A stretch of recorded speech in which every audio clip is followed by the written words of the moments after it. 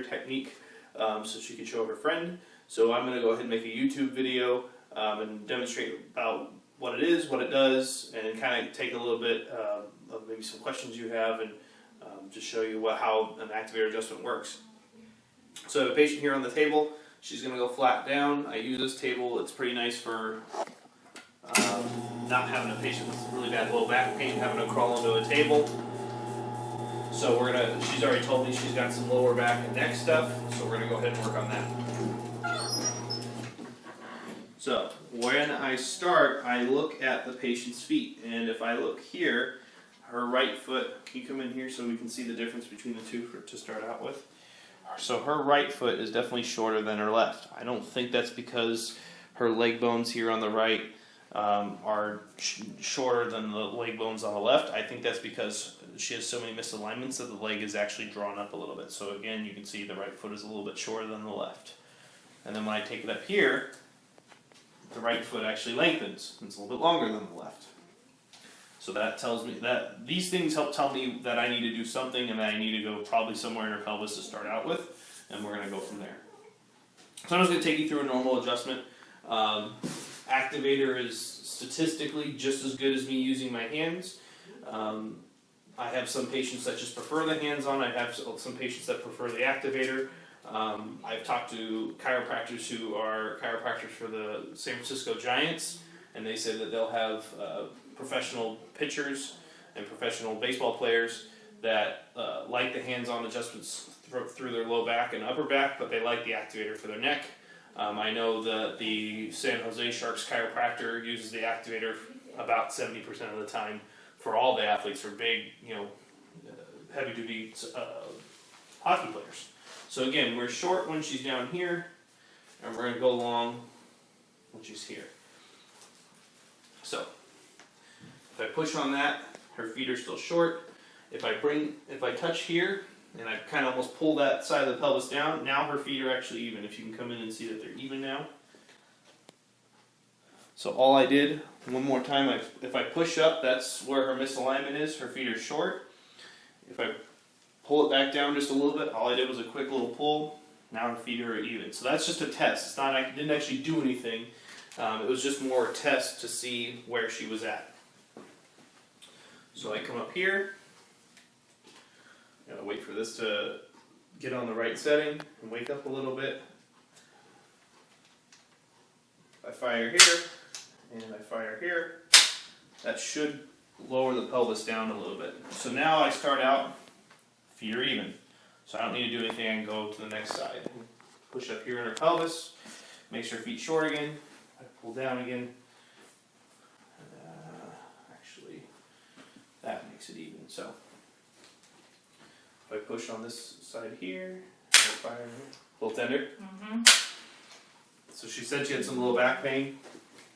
So if I fire into the pelvis, if I push my thumb into there, it would probably be tender. So when you push this in, it might be tender in the moment, but she should feel good by the time she walks out the door. Okay, so now we're going to do some Simon Says maneuvers. The feet are even, so I don't need to do anything else. Why don't you go ahead and go around to the front? We can kind of demo the rest of these.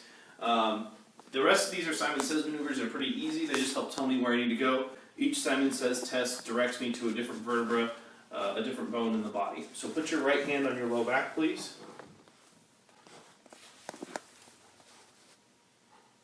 Switch and put your left hand on your low back, please.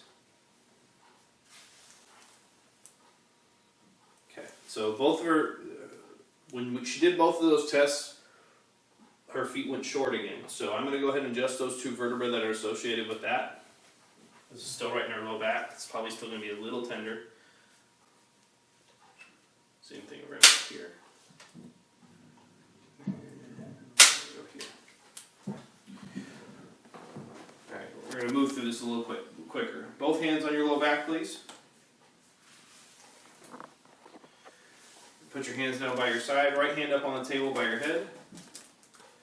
Okay, she's doing okay there. So now her feet are even, so I don't do anything for that vertebra. Both hands up there, please.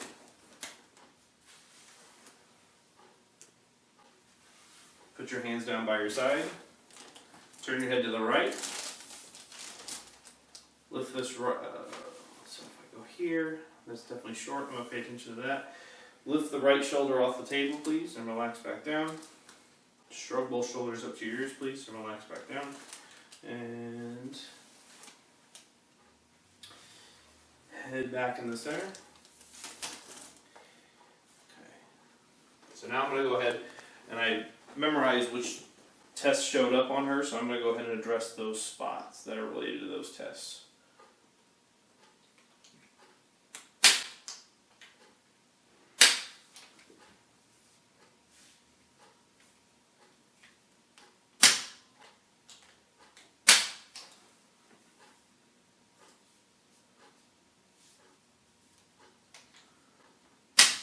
So again, this is a good alternative for someone who's maybe already tried chiropractic care and doesn't like or doesn't respond to the big hands-on adjustments. I can still do those.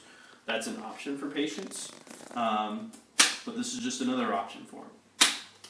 Some people get better with one method, some people get better with another. It really doesn't make a difference to me as long as the patient actually gets better. And sometimes a patient will start off with this and then we'll progress through care, and then I'll graduate them to getting a hands-on adjustment. And some people just respond to this the whole time through. There's no right way or wrong way to push a patient through or get a patient through care. But like, let's say someone's in a car accident. I'll start them off with this because they're usually pretty tender. They're still probably pretty freshly injured. This is a good way to start someone off with care, still get good progress, but not have to do a big hands-on adjustment and do too much in the beginning. Okay. Look down at your belly button, please, and relax. Okay. So that showed up pretty big. She said she's getting headaches. And that was the vertebra at the base of her skull. Press your face into the table and relax. Okay. And that's pretty much it. So, like I said, this can be an option for a patient's the entirety of their care. We can mix and match. We can do a little bit of hands-on in the upper back, lower back, and then just use the activator in their neck, whatever they're comfortable with, and whatever their body responds to. So, anyway, that's just a quick video on how activator can help out a patient, what it does, what it looks like, and that way, if you or any of your friends have any questions about it, you can just refer to this video. So, thanks very much. Have a good day, and we'll see you soon.